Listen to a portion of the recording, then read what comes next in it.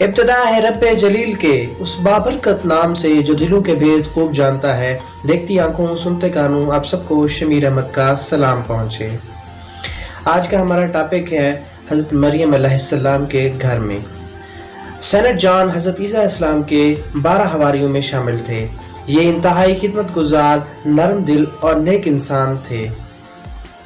حضرت عیسیٰ علیہ السلام کو جب صلیب کی طرف لے جایا جا رہا تھا تو آپ علیہ السلام نے سینٹ جان سے فرمایا، میرے بعد تم میری ماں کا خیال رکھنا۔ سینٹ جان نے یہ ذمہ داریاں قبول کر لیں اور اپنی تمام باقی زندگی حضرت مریم کی خدمت میں وقف کر دی۔ حضرت عیسیٰ علیہ السلام کے بعد یروشلم میں زمین مسیحیوں کے لیے تنگ کر دی گئی، چنانچہ یہ لوگ ایک ایک کر کے اسرائیل سے نکلنے لگے۔ سینٹ پیٹر حضرت عیسیٰ علیہ السلام کی زندگی میں وہی مقام رکھتے تھے جو نبی اکرم صلی اللہ علیہ وسلم کی حیات مبارکہ میں حضرت ابو بکر صدیق رضی اللہ تعالی عنہ کا تھا۔ یہ یروشلم سے نکل کر روم چلے گئے اور شہر سے باہر ایک پہاڑی مقام پر پناہ لے لی۔ رومیوں کو خبر ہو گئی اور انہوں نے انہیں اسی پہاڑی پر صلیب پر چڑھا دیا۔ ان کے پیراکاروں نے ان کی میت صلیب سے اتاری اور اسی پہاڑی پر دفن کر دیا۔ یہ جگہ اب ویٹیکن سٹی کہلاتی ہے۔ یہ عیسائیوں کا مقدس ترین مقام سمجھی جاتی ہے۔ آج کا ترکی اس زمانے میں ایک ایشیا کا کوچک کہلاتا تھا اور اس کی سرحدیں شام سے ہوتی ہوئی بیت المقدس میں جا ملتی تھیں۔ مسیحیوں پر عرصہ حیات تنگ ہوا تو یہ چپکے ایشیا کوچک میں پھیلنے لگے۔ کیپٹاڈوشیا کے غار عیسائیوں کی پہلی منزل تھی۔ یہ غازی انتب میں بھی پناہ گزین ہوئے۔ دنیا کی پہلی بائبل اسی شہر میں لکھی گئی تھی۔ یہ لوگ حضرت ابراہیم علیہ السلام کے شہر شانلی عرفہ میں بھی پہنچے اور حضرت عیسیٰ علیہ السلام کے رومال کی وجہ سے اس زمانے کے بادشاہ نے عیسائیت قبول کر لی۔ یہ استنبول میں بھی داخل ہو گئے۔ آج بھی استنبول آرتھوڈاکس کو کرسچن کا کعبہ کہتا ہے اور یہ لوگ آرمینیا میں بھی پہنچ گئے۔ آرمینیا کے حکمرانوں نے عیسائیت قبول کر لی، جس کے بعد یہ دنیا میں پہلی عیسائی ریاست بن گئی۔ سینٹ جان نے نقل مکانی کے اس زمانے میں حضرت مریم علیہ السلام کو لیا اور یہ ایفس شہر پہنچ گئے۔ یہ زمانے میں سینٹرل ایشیا کا سب سے بڑا اور جدید شہر تھا۔ آبادی 2.5 لاکھ تھی۔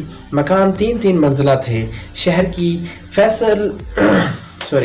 کی فصیل 10 کلومیٹر لمبی اور 9 کلومیٹر چوڑی تھی اور دنیا کا چوتھا بڑا عجوبہ ٹیمپل آف آرٹیمس بھی وہاں موجود تھا۔ شہر کی ایک سائٹ پر سمندر تھا اور 3 اطراف میں پہاڑ اور علاقے کو 2 دریا سیراب کرتے تھے۔ یہ ایک آئیڈیل، خوبصورت اور دنیا سے جڑی ہوئی جگہ تھی۔ سینٹ جان حضرت مریم علیہ السلام کو لے کر ایفس پہنچ گئے۔ حضرت مریم علیہ السلام نے شہر کی بجائے پہاڑ کی ایک غار میں اقامت اختیار کی اور شہر کے 20-30 سال اسی غار میں گزار دیے۔ زائرین آتے رہے اور آپ کی رہائش گاہ کے گرد چکر لگا کر واپس جاتے رہے۔ یوں یہ جگہ مسیحیوں کے لیے مقدس مقام ہوتی چلی گئی۔ حضرت مریم علیہ السلام وصال سے قبل دوبارہ بیت المقدس تشریف لے گئی، لیکن آپ علیہ السلام کی ایفس کی رہائش گاہ آج تک موجود ہے۔ دنیا بھر کے مسیحی اس کے زیارت کے لیے ہر سال ایفس شہر آتے ہیں۔ سلجوق دور میں ایفس کے قریب سلجوق شہر آباد ہو گیا۔ لوگ حضرت مریم علیہ السلام کے گھر کی زیارت اور ایفس کی سیاحت کے لیے پہلے سلجوق جاتے ہیں۔ سینٹ جان کا مقبرہ بھی سلجوق میں ہے۔ میں 20 جولائی کو گوشہ دیشی سے ٹیکسی لے کر ایفس پہنچا۔ حضرت مریم علیہ السلام کا گھر پہاڑ پر درختوں اور بیلوں کے درمیان ہے۔ یہ پتھروں کی چھوٹی سی عمارت ہے جس پر سارا دن بیلیں سایہ فگن رہتی ہیں۔ دروازے سے اندر داخل ہوں تو چند فٹ کی جوڑی آتی ہے، پھر 20 فٹ کا کمرہ آ جاتا ہے۔ اس مکان کا کل رقبہ ہے۔ قربان گاہ پر حضرت مریم علیہ السلام کا مجسمہ لگا ہے اور اس کے ارد گرد موم بتیاں بھی تھیں۔ مکان سے نکلنے کا راستہ دائیں ہاتھ سے آپ جو ہی اس سے نکلتے ہیں تو آپ دوبارہ اسی صحن میں آ جاتے ہیں جہاں سے آپ داخل ہوئے تھے۔ 15 اگست اس گھر کا مصروف ترین دن ہوتا ہے۔ دنیا بھر سے مسیحی اس دن کا انتظار کرتے ہیں اور یہاں پہ آتے رہتے ہیں اور حضرت مریم علیہ السلام کے گھر کی زیارت کرتے ہیں۔ آپ علیہ السلام کی اصل رہائش کا عمارت سے نیچے تہخانے میں تھی، وہ بند رہتی ہے، لیکن اوپر کا کمرہ زیارت کے لیے کھلا رہتا ہے۔ میں نے عمارت کے 2 چکر لگائے اور دعا کی، موم بتی جلائی اور باہر آ کر بیٹھ گیا۔ وہاں ایک مقدس سا سناٹا اور روح میں گدگدی کرنے والا احساس تھا۔ عمارت سے ذرا فاصلے پر پانی کا تالاب تھا۔ آج سے 2000 قبل یہاں پانی جمع کیا تھا، جبکہ حضرت مریم علیہ السلام کا چشمہ آج تک رواں ہے اور زائرین اس کا پانی پیتے بھی ہیں اور اس سے ہاتھ منہ بھی دھوتے ہیں۔ چشمے کے ساتھ درخواستی دیوار ہے۔ زائرین اپنی دعائیں لکھ کر لاتے ہیں اور دیوار کے ساتھ باندھ دیتے ہیں۔ اس دن بھی دیوار کے ساتھ لاکھوں چیٹیں لگی ہوئی تھیں۔ ہر درخت ایک کہانی، ایک الگ ہی داستان تھی۔ کیا یہ ساری دعائیں قبول ہوتی ہیں؟ میں رک کر سوچا، شاید یقین بعض اوقات عقیدے سے بڑا ہوتا ہے، اور وہ دیوار اس کا منہ بولتا ثبوت تھی۔ میں حضرت مریم علیہ السلام کے صحن سے اٹھ کر ایفس شہر آ گیا۔ یہ شہر متروک ہو چکا ہے، لیکن اس کے باوجود ایک حیران کن شہر تھا۔ پورے شہر کی گلیاں پکی اور مکان 3-3 منزلہ تھے۔ صحنوں میں میوزک تھے، پورے شہر میں تازہ پانی کے چشمے بہتے تھے۔ ایفس کا ٹیمپل ڈیلفی کے بعد پورے سنٹرل ایشیا اور یونان کا سب سے بڑا ٹیمپل تھا۔ دیوی آرٹمس کا دنیا کا سب سے بڑا مندر ایفس میں تھا۔ یہ عمارت 127 ستونوں پر کھڑی تھی اور یونان سے بھی دکھائی دیتی تھی۔ آرٹیمس کا دوسرا نام ڈیانا تھا۔ اس ٹیمپل کا ٹھیک اس دن جل کر زمین بوس ہو گیا۔ اس کا ٹیمپل ٹھیک اس دن جل کر زمین بوس ہو گیا جب مقدونیہ میں سکندر اعظم پیدا ہوا تھا۔ سکندر نے جب ایوس فتح کیا تو اس نے آرٹیمس کا ٹیمپل دوبارہ بنانے کی کوشش کی، لیکن وہ ناکام ہو گیا۔ ٹیمپل کی عمارت آج تک زمین بوس ہے۔ بس ویرانے میں ایک ستون عبرت کی نشانی بن کر کھڑا ہے۔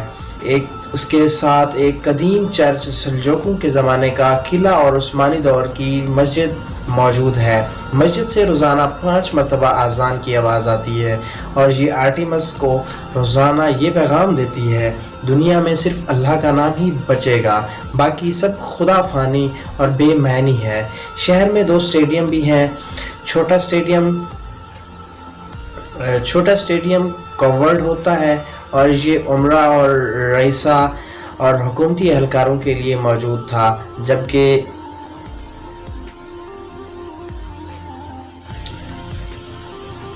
بڑا اسٹیڈیم اوپن ایئر اور پورے شہر کے لیے تھا۔ اس میں بیک وقت 24,000 لوگ بیٹھ سکتے تھے۔ اس میں گلیڈیٹر مقابلے بھی ہوتے تھے، غلاموں کو بھوکے شیروں کے سامنے بھی پھینکا جاتا تھا اور موسیقی کے مقابلے بھی ہوتے تھے۔ یہ کنویں کی طرح بیچ در بیچ اوپر سے نیچے کی طرف پھیل جاتا ہے اور پیندے میں پتھر کا سٹیج بنا ہوا ہے۔ یونان کے قدیم باشندے نکی نام کی دیوی کی پوجا بھی کرتے تھے۔ ایوس میں نکی نامی ٹیمپل بھی تھا۔ ٹیمپل ختم ہو گیا لیکن دیوی کا بت بچ گیا۔ نکی کے پاؤں میں پر لگے تھے، پر دور سے ٹک مار کی طرح دکھائی دیتے ہیں۔ سپورٹس کلاتھ کا انٹرنیشنل برانڈ نائکی اسی مجسمے کو دیکھ کر بنا اور اس کی tag line just do it نکی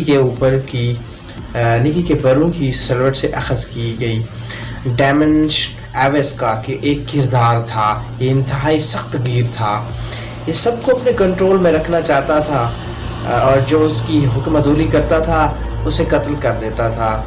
اس نے عیسائیت کے شروع کے دنوں میں سینکڑوں عیسائیوں کو بھی قتل کر دیا تھا۔ ڈیمنشن کے ٹیمپل کا ملبہ بھی آج تک ایفس شہر میں موجود ہے۔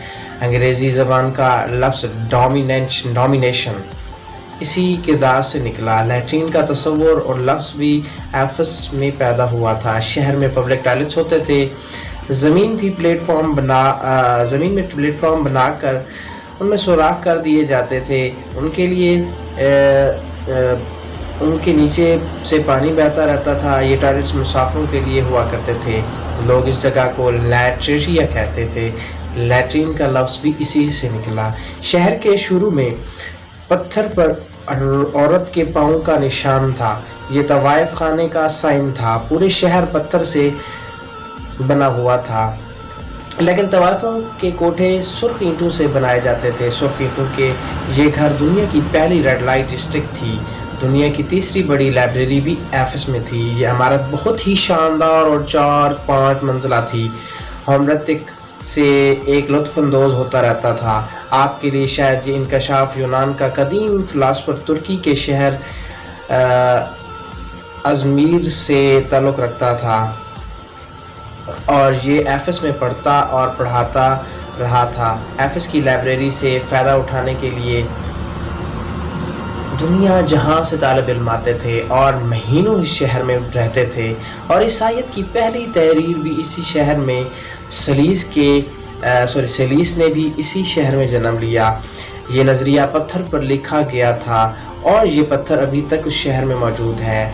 एफिस अब तक सिर्फ 10% रिकवर हुआ है। 90% आज भी मिट्टी में दफन है, लेकिन ये 10% भी आंखें खोलने के लिए काफ़ी है।